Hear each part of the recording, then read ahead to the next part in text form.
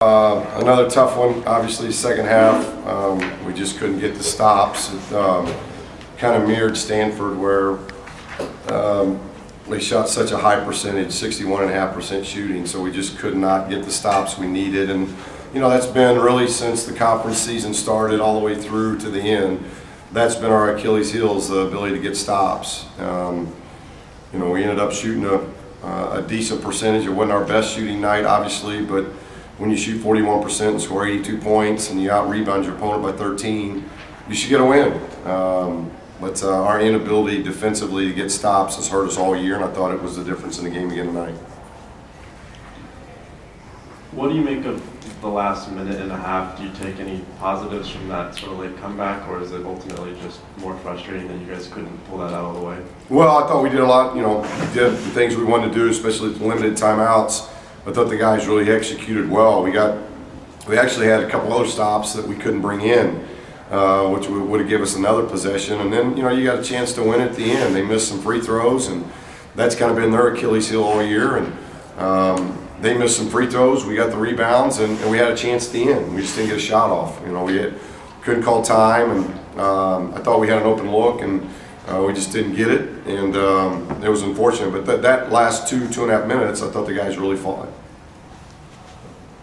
How's Bryce doing, and what was the discussion with the refs? He got hit in the jaw pretty hard, so I have not seen the tape yet. They said it was flagrant one, so I have not reviewed the tape yet, but I think he's showering and on his way. I think they're going to do a C-scan, I think it's called, just to make sure there's no fracture.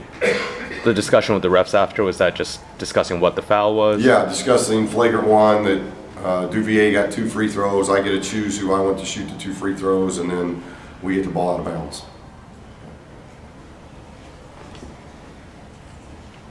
Coach Alford, can you talk about what you tell your team headed into the tournament, Pac-12 tournament? Well, it was a bad season too. We break it up into seasons, and you know, I thought with our non-conference schedule, we did a very good job. You know, 9-4, we did some good things.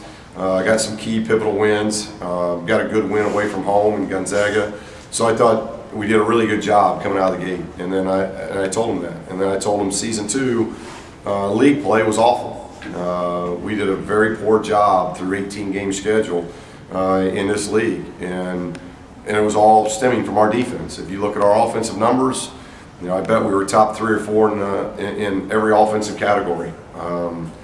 But from assist turnover ratio to assists per made field goals to shooting percentages, you know, we did a really good job that way. We're one of the worst defending teams, and that's what you can't do. So that was the lesson, and that was the message after the game. And now, as I told them, regardless of what happens in season 1 and season 2, you're guaranteed season 3, and everybody's 0-0. I don't know the outcome, but I'm assuming Oregon at least got a piece of the league title. So they're league champs. We're 10th. Doesn't matter.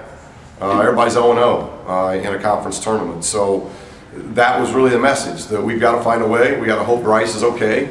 He's a key part of what we're doing, obviously, and he's had a tough couple of weeks with blows to the head. So we got to hope that he's okay, because that obviously makes a big difference.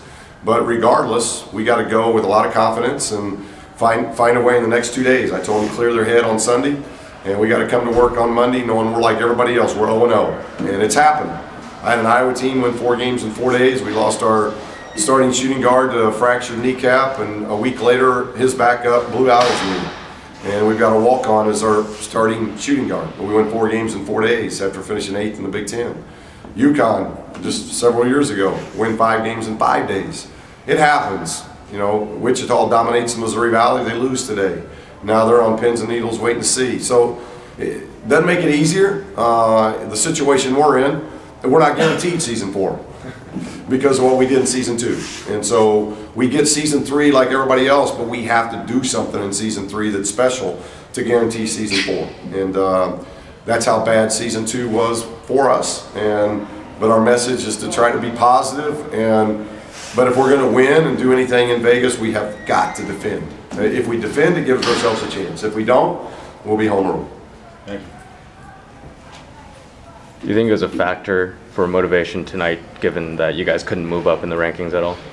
The coaches didn't think anything about that. I'd be shocked if the players, because in the end, in season 3, and I call it season 3, the conference tournament, what's the difference in 10 seed or 9 seed? I mean, you're going to play Wednesday anyway, so I can't imagine. It was never talked about. I never heard any of the players talk about it. So, I don't think it had to do with motivation. I think it had to do with they got stops in the second half. We didn't. We just did not get defensive stops in the second half. We scored 51 points in the second half, and we got beat, and it was tied at half. You give up 55 points, you're not going to win very many games. So it rests solely on what we do defensively. Okay, thank you.